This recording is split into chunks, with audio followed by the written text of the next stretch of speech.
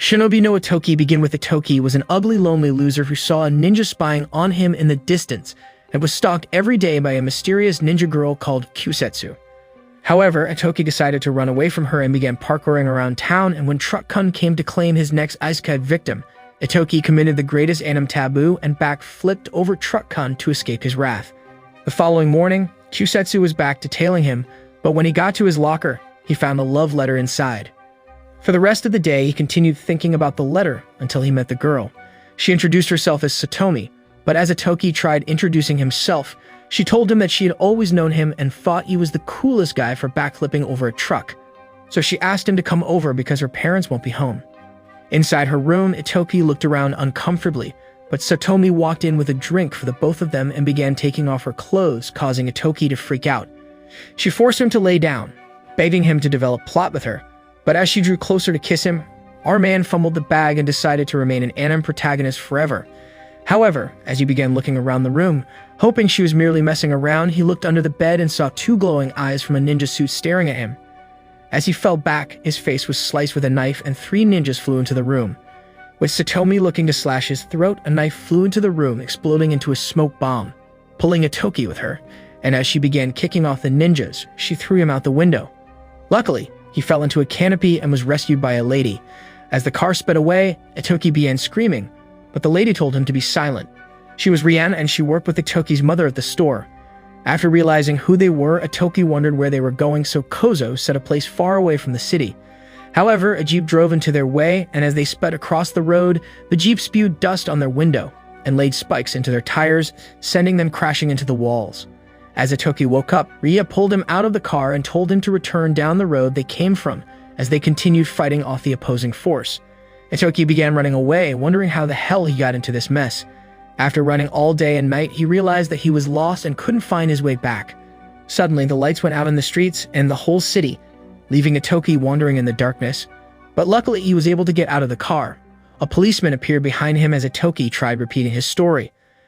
A ninja appeared behind the man and sliced off his throat. Itoki looked horrified and started backing away, but he bumped into another ninja who smacked him into a wall. With Itoki gagged and tied up, he closed his eyes, ready to give up. However, Takasada appeared before them smoking a cigarette. When he told the slain police that he would slice his head off, the man swiftly stood up. Apparently, he was one of them. The lights turned back on in the street, and in a flash, Takasada teleported beside Itoki. The ninjas jumped back in fear, but began charging toward him as he transformed into a ninja of his own. After a few hours, Takasada screamed for Itoki to wake up, and as he did, he began wondering where they were. Takasada told him that they were at their family home. Inside the home, Itoki saw everyone bowing to the ground as his mother walked into the room. He looked shocked to see her, and when he called her mother, she told him to call her chief. She looked cold, and the sight of her made Itoki afraid. Soon, she began telling him that they are a ninja clan from the Iga village, who have lived in peace for decades by using the store as a front for their activities. However, the Kuda clan, renowned for being the most powerful clan in the world, were looking to destroy their village and annihilate him, since he was next in line to rule.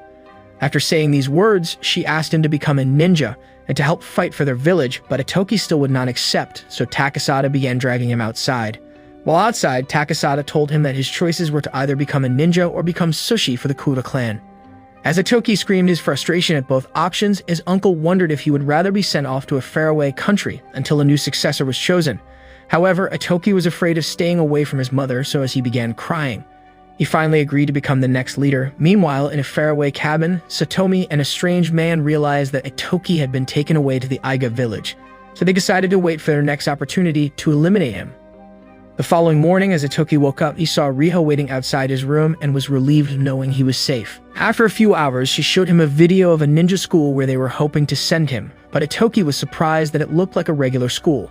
Rita told him that his exam into the school was only in a few days, causing him to scream in shock. A few days later, Itoki returned home, and while having dinner with his mother, he decided to ask about the death of his father since he was the former leader of their clan. Yunika thought it was best not digging into the past and told him not to think about it. The following morning, Takasada and Kusetsu arrived to pick him up for his exam. However, Itoki thought he was not ready and started wondering if he should practice some fire-breathing techniques, so Takasada began teasing him and called his cigarette a fire technique. Kusetsu told him that there were no fire-breathing techniques, but Itoki thought she was trying to trick him. A few hours later, they arrived at a mall for Itoki's exam, and as they walked inside, Itoki thought it looked like a regular store, so Kusetsu told him a secret code for the attendant, and after telling her, she led them to a secret passage. As they went through the passage, they arrived at a room full of mean-looking faces, but a few minutes later, the teacher arrived, telling them that their test was a hide-and-seek challenge, and that they had to find each other within a few minutes. When it was time to begin, Itoki realized that his partner for the exam was Satomi, who was disguised in a wig. After she walked into the store, the teacher told Itoki to begin his search for her, and soon a random man began walking towards him with a knife, but Takasada pulled him into an aisle, wringing his neck, and pretended helping him around the store. While Itoki was afraid that his time was running out, Kusetsu told him that a group of ninjas were trying to kill him, so he suggested running away, but she knew he would fail the exam if he left. As a little girl began walking towards them with a balloon, it burst with a kunai flying through to Itoki, but Kusetsu blocked it. Satomi smiled, and as Kusetsu looked for her, she became invincible and vanished. Kusetsu told Itoki to be watchful and began running off to look for her. After a minute, she arrived in a passage and found Satomi waiting for her. As she charged towards her, Kusetsu transformed to a ninja and dodged her attacks, kneeing her ribs and throwing her a kick. Kusetsu went into a new passage looking for her, but Satomi became visible, flying towards her with a slash. However, two other ninjas jumped into the corridor, trapping her inside and allowing Satomi run off. Meanwhile, Itoki was waiting in fear, and as Satomi began rushing towards him, he sprayed the area and rang the fire alarm, causing everyone to run out.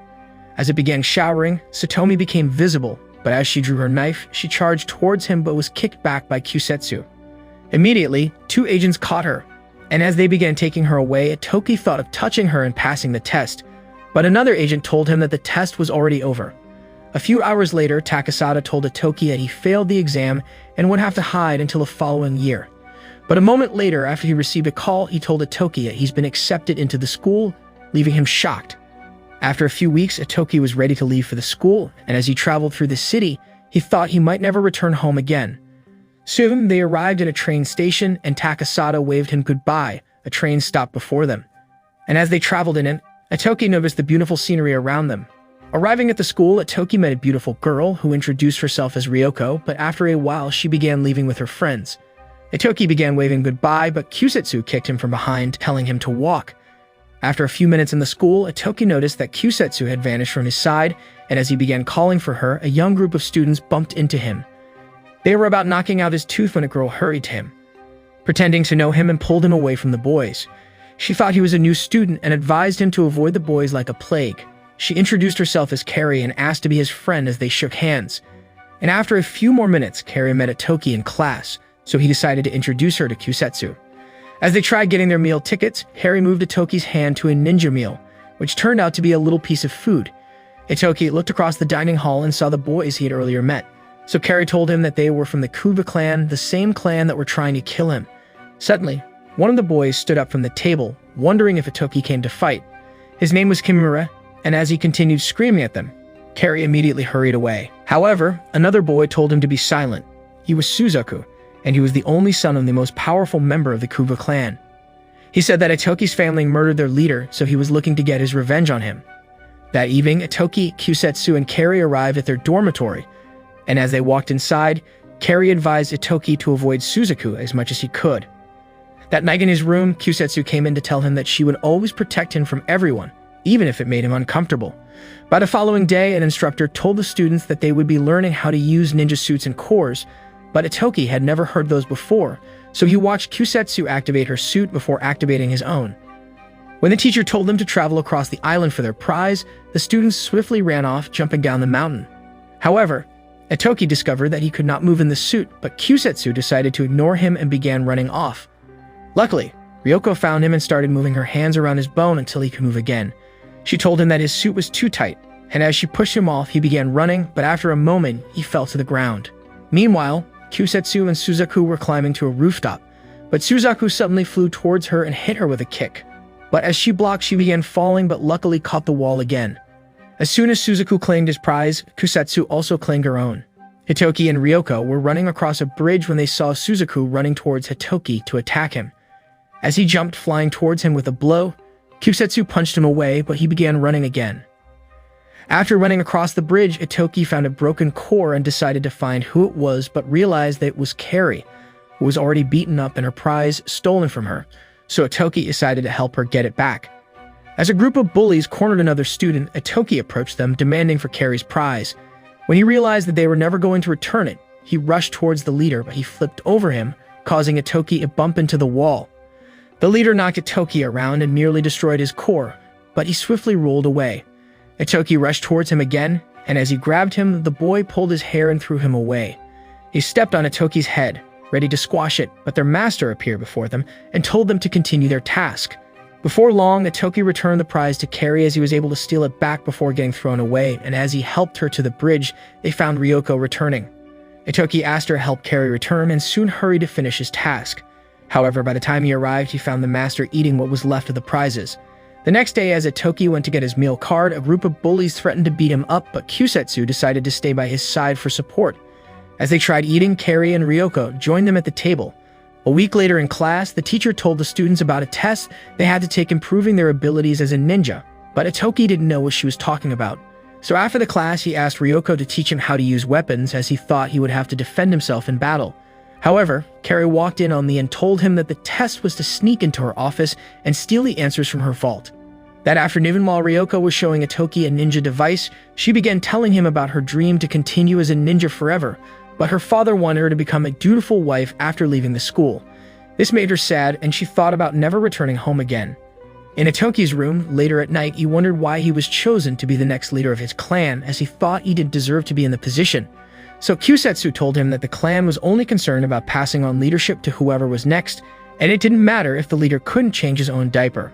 The following day, while Itoki and his friends were plotting a way to break into the teacher's office, two boys asked to join their parade. Having seen Itoki take on the bullies during their task, they thought he was the perfect role model, so Itoki decided to accept them into the group. At school that night, Itoki and his friends snuck through the corridor, heading for the teacher's office. Ryoko gave him a drum to spy at her, and as he threw it, it flew into the office, looking at the vault and keys. But as it returned, it smashed into a glass, alerting the teacher. Immediately, the students began flying out of the window, but Itoki's hook came off and he began falling but was caught midair and pulled up before the teacher saw him. When the teacher began chasing Carrie, she threw a smoke bomb and ran off, screaming in fear.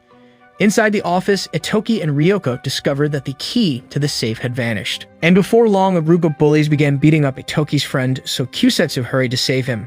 Afraid of getting caught by the teacher, Ryoko decided to hack into the safe and was finally able to steal the answers.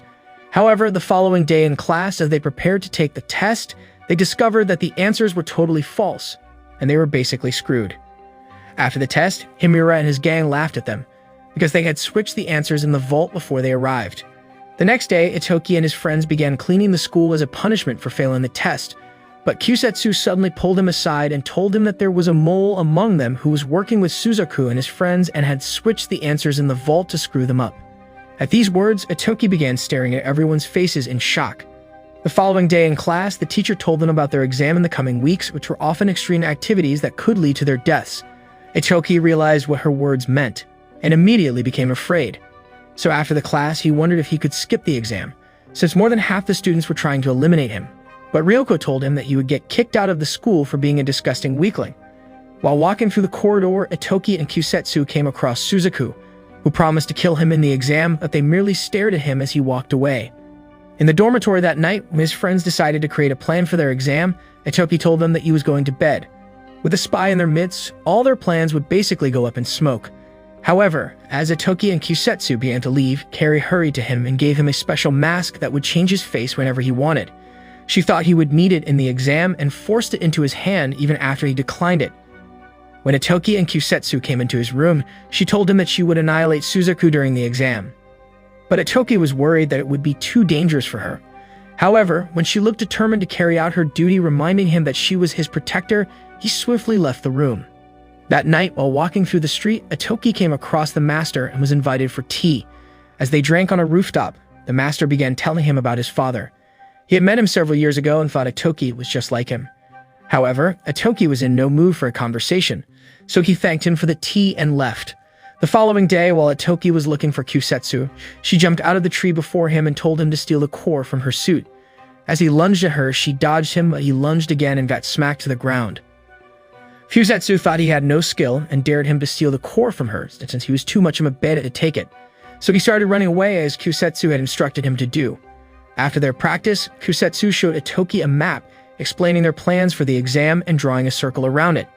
When she was done, she squeezed the paper and threw it in the trash before pulling it outside. When the day arrived, the students waited in old abandoned buildings until a great sound went off, signaling the start of the exam. Kusetsu began running out, and soon a group of Kuba ninjas arrived looking for Itoki. They kicked the door in, but as they rushed inside, they were hit by a powerful gas and began to pass out. Itoki and Kusetsu had set the trap and were pleased that their plans were falling into place. With only one survivor left, Itoki confronted him and realized that he was the spy in their group who had led them here through the map Kusetsu threw out. However, he soon began apologizing, but now he wasn't sure what to do as he was beginning to feel sorry for him. After a few minutes, Himari arrived looking for Itoki, but the boy tried sneaking up on him. As he lunged for his hand, he missed and was elbowed to the ground, narrowly dodging getting stabbed. When he stood up, the mask on his face cracked, revealing he was Itoki, disguised as the boy. However, Himura began smiling, and as he took off his own mask, he revealed he was Suzaku all along. Meanwhile, Kusetsu found Suzaku alone by himself, but he also began taking off his mask and revealed he was Himura. Apparently, they had switched places while pretending to be each other, and were hoping to keep Kusetsu away from Suzaku. Kuba ninjas attacked her, but she kicked and blocked them away before drawing power from her core and slashing them off.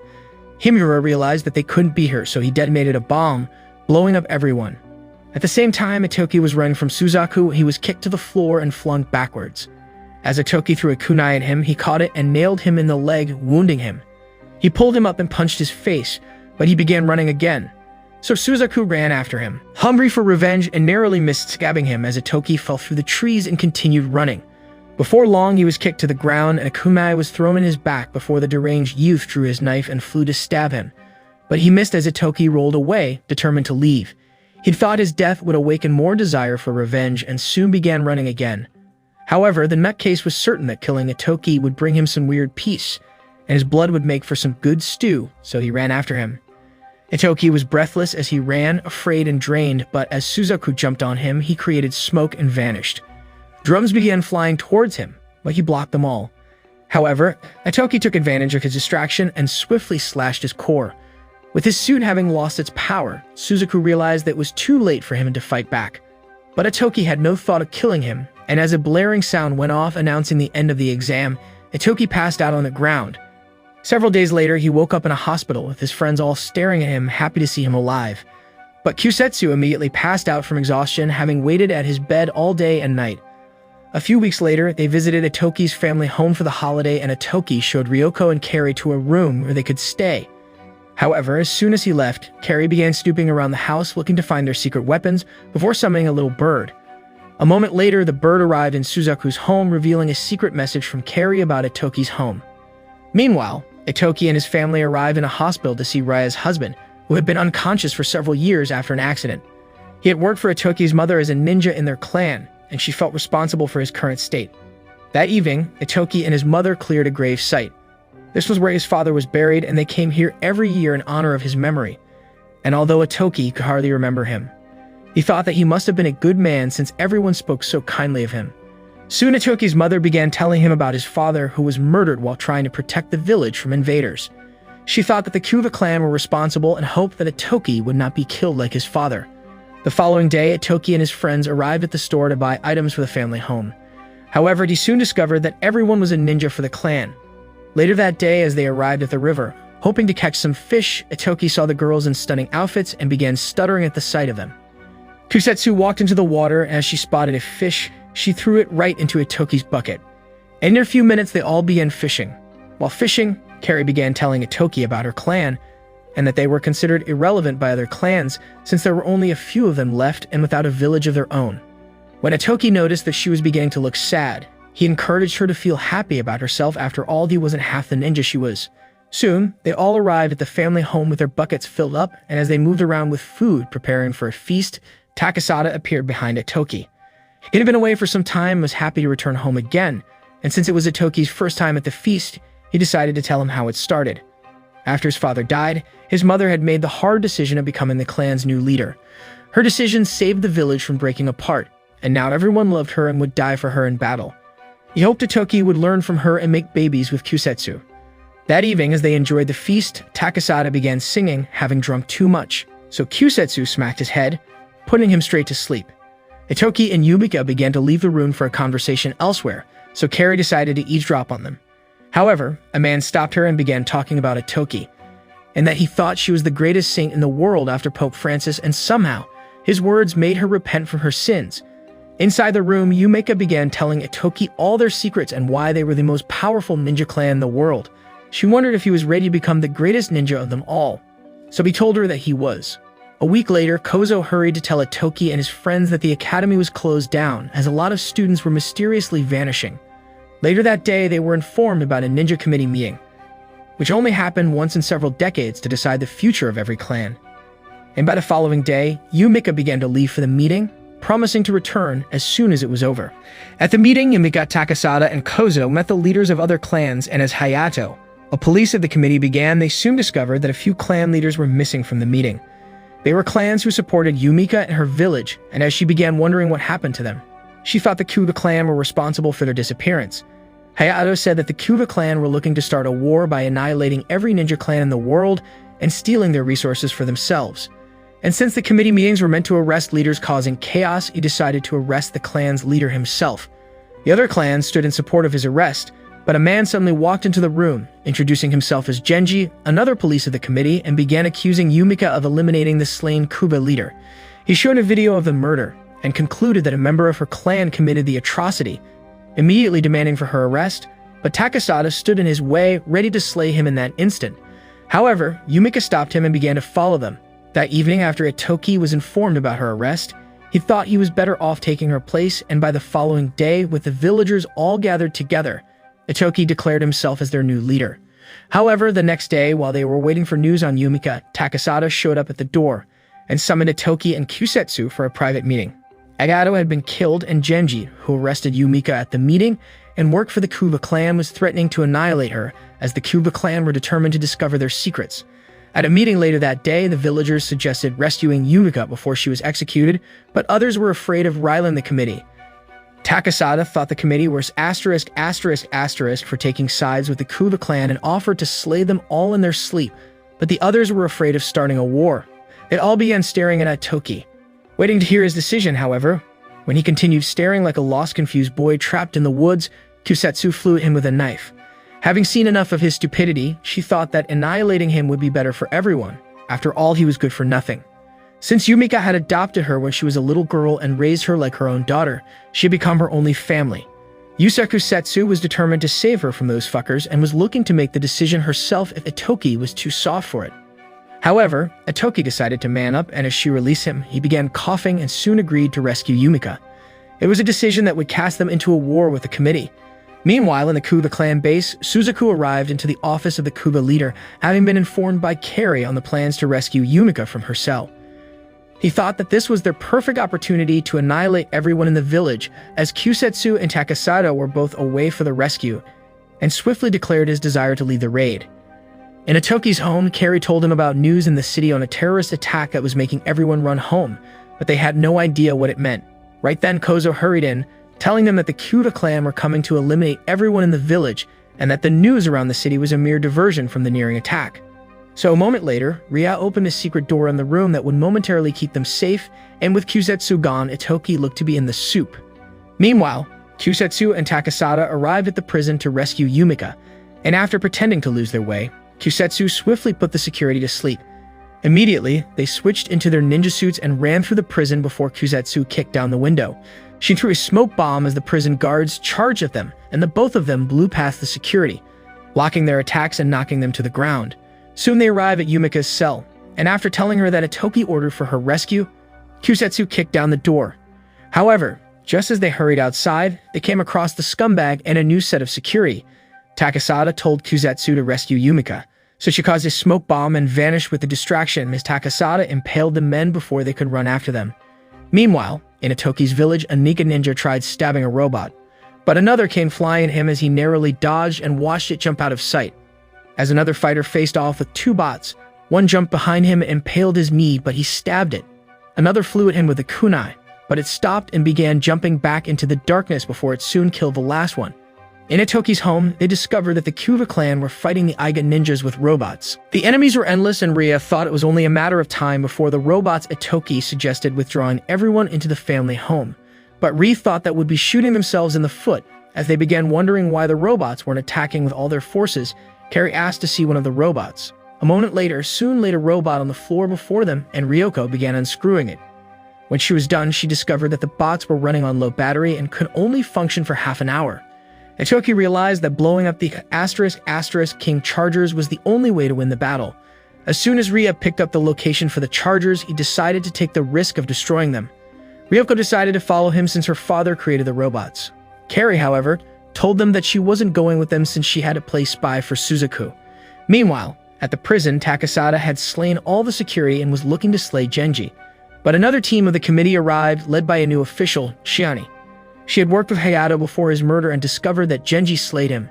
She commanded her team to arrest him, but as two of the men flew at him, he caught their hands mid-air, determined not to get caught.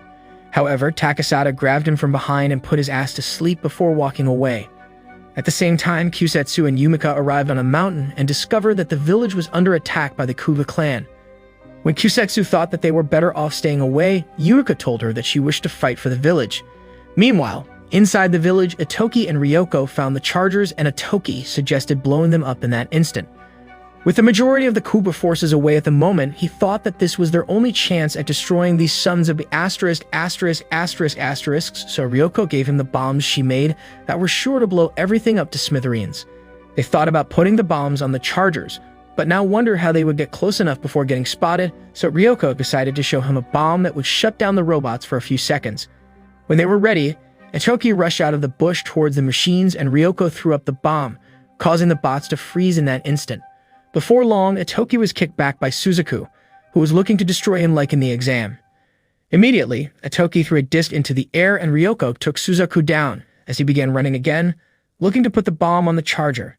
However, the robots all came alive and caught him immediately, along with Ryoko. One machine took the bomb from him and suddenly began running towards the charger, but Himura ran after him, and as he tackled him to the ground, he discovered that the bomb was already on it. Utilizing his chance, Itoki directed the disc, smashing into the bomb and blowing up everything in its path. A moment later, Ryoko helped Itoki to his feet, and as they tried leaving, he returned to the person lying on the ground, and as her mask broke, they discovered that she was as her way of helping them for her betrayal. As the bots began coming alive, Itoki carried Carrie in his arms and began running off. In Itoki's home, Yumika and Kusetsu arrived, happy to see everyone safe. But suddenly, Kusetsu began moving around and screaming like she was in a terrible pain. Before long, she held a kunai to Yumika's throat, threatening to kill her and demanding to know where their secret core was hidden. She led Yumika into a room and shoved her to the floor. As her eyes glowed like she was possessed by some evil spirit, she pointed her kunai at Yumika, but she stood bravely before her and took a slash to the face. However, she walked closer to her, putting the kunai aside and taking off Kusetsu's mask to realize that she was biting hard on her lip, fighting to be free from the control over her mind. Yumika thought something strange was happening to her, but everyone thought she was another spy and betrayer for the Kuba clan. As Yumika held her close, Kusetsu began screaming again, fighting to regain control over her mind and trying to call her mother. Suddenly, she fell and Yumika hurried to her, but as she tried waking her up, Kusetsu stabbed her with the kunai and killed her on the spot. Itoki and his friends arrived, and as he ran through the house screaming for his mother, he found her lying on the floor and hurried to her, but was too late. Immediately, Gojo took down Kusetsu, wondering why she killed Yumika, but the girl couldn't answer as she didn't know what came over her. Takasada ran in, shocked to find Yumika dead, and as he watched Itoki cry over his mother, he thought his worst fear had come to pass. The next day, Ri had told Itoki that he must take on the full responsibility of being the clan's leader. With Yumika dead, the village were waiting for his decision on their war with the Kuga clan. However, Itoki could only remember how his mother had died, how the villagers had tried to save her, and how this frustration had caused him to scream at Takasada. That evening, with everyone gathered together, Itoki put his thumb in the contract and became the true leader of the clan. However, he wasn't happy, and as the villagers began demanding for retaliation on the Kuga clan, he merely stared at them. One villager thought Kusetsu was the greatest betrayer in the world for killing Yumika and deserved to have her head chopped off like a fish, but Itoki was terrified at the mere thought of it. She had been his protector for several years and had saved his ass from trouble more times than he could remember. The villagers began suggesting an all-out war on the Kuba clan and annihilating them like a sack of asterisk. But Itoki was too chicken to decide, so he asked for another meeting after his mother was buried. A few days later, Ryoko and Carrie told him that they were returning home, but as Itoki thought of not seeing them again, he knew that he would be very lonely. The following day, as they were leaving, Ryoko told him to protect Kusetsu, as she was convinced that some weird experiment took place in her mind. However, Itoki wasn't certain that he could save her from her fate. As they left, Takasada summoned Itoki inside and led him into a separate house where he found Kusetsu tied up. Takasada told him that she had been trying to annihilate herself since she regained control of her mind. He decided to ask her what she remembered, but even she couldn't remember anything that happened. She had heard a terrible noise inside her head that caused her to lose control, but she thought it was a dream. As she began crying, she asked Itoki to eliminate her. But Takasada told her that she was important to them. Soon, he began telling her that her father was the leader of the Kuba clan, and that she was hypnotized when she was a little girl. Before getting abandoned on the street, the Kuba leader had hoped to spy on the Iga village by having Yumika adopt her, and had waited for several years before killing her. Kusetsu wondered why she wasn't kicked out all those years ago, so Takasada told her that Yumika loved her as her own daughter. At these words, Kusetsu began crying and blamed herself for Yumika's death, but Takasada thought that someone else may have snuck into the room and murdered her, and as she continued crying, Itoki held her close to him. A few days later, the villagers attended Yumika's burial, and later that night, Itoki was alone as he continued staring at her photograph. Suzuku appeared behind him and began walking to her shrine. As he paid his last respects, he wondered if Itoki finally understood his grief, and as he began walking away, he called him a chicken, so Itoki punched his face. But he lunged at him and they crashed through the window. Itoki wondered why he had a crazy obsession for revenge, since even he wasn't desiring revenge for his mother's death. But Suzaku only cared to see their village crumble to dust and swiftly pushed him off, telling him that his bitter and rotten soul was beyond redemption. The next day, the villagers told Itoki about a letter from the Kuba clan, who were demanding for their secret core. They wanted Itoki to grant their request for war, but he still wouldn't, and asked for a few more days to consider his decision. That night, he returned to his mother's shrine, sad and confused, wondering if he was the person for the job, as he was caught between the difficult choice of protecting the village and sending them off to war. After a few days, Itoki arrived for another meeting with the clan, and informed them that he would be passing their secret core to the Kuba clan, and would demand for half their resources in return. However, the villagers thought that he had lost his ing mind and needed a long nap. But Itoki told them that his decision was the only way to protect the village and the people, and was looking to stick with it. He threatened to kick out everyone that weren't in support and began walking away. But after a few days, Shinny told him that the Kuba clan were unwilling to share their own resources and were looking to attack the village again for the core. Meanwhile, Carrie arrived at Ryoko's home to find it burned to the ground by the Kuba clan. Both their villages had been incinerated and Carrie had nowhere else to go. She found Ryoko, who was working on a bomb to blow up the fucking Kuba clan, but Carrie thought that she was better off settling down and finding a husband. However, she soon began crying, sad to be only one left in her village. With nothing more to lose, Carrie decided to tell her that she had been spying for the Kuba clan and aided their attack on the Iga village. She thought that she was the greatest sinner in the world and also began crying. However, Ryoko thought that she was worth being redeemed, and decided to embrace her. In Itoki's village, the clan demanded for his resignation, calling him a baby who couldn't pick his own nose. But he was determined to be alpha male and called his position his birthright. That night, the clan gathered outside, ready to abduct Itoki and forcefully kick him out. But while they were waiting for Kozo's orders, Ria began running towards Itoki's room and soon realized that it was empty. As she started reading the paper on his desk, Kozo entered the room, wondering why she left her position outside. And in that moment, he realized that she killed Yumika and intended to end Itoki as well. Immediately, she tried slashing at him, but he blocked and smacked her in the face. Itoki had earlier told him about a spy in their clan who had murdered Yumika and wanted Kusetsu taking responsibility for her murder.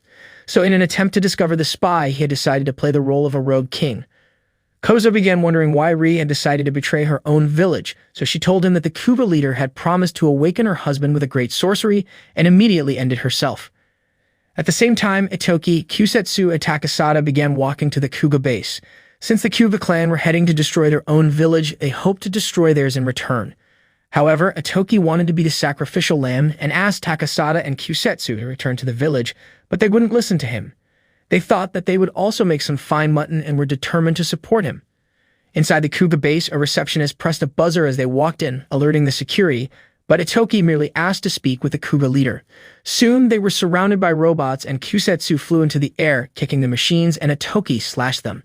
As a bomb went off, Ryoko appeared in the smoke, knocking down a bot, and Carrie slashed another. They came to support him and were looking to bring down the Kuga clan. So Carrie decided to apologize for spying on his village and swiftly ran off. Ryoko punched then kicked off the enemies, and as two flew at her, Carrie kicked them back, allowing Itoki and his clan to run up the stairs. Soon, they came across 3 enemies and 100 robots jumped in their way, so Itoki drew the power from his suit and flashed through them, slaying them in an instant. However, he fell from exhaustion as the core burned up his strength. But Takasada got in the way, causing Kusetsu to create smoke and rescue him. Swiftly, Takasada pulled them towards him and knocked them off before running through the smoke. As Itoki and Kusetsu walked towards the office, they found Himura and a man waiting for them. Kusetsu decided to fight them herself, but Suzaku appeared behind them with a flame, and as he burned the ground, flames formed a wall, allowing Itoki and Kusetsu to run off. Soon, they met the Kuga leader, Kidu, and Itoki asked him to stay off their property in exchange for his core, but he thought that wasn't enough. He wanted the entire world to himself and desired to see all ninja villages burn to ashes. Since Itoki had no intent of killing him, he suggested waiting for his backup forces to arrive. However, Itoki began wondering why he caused his mom to be murdered,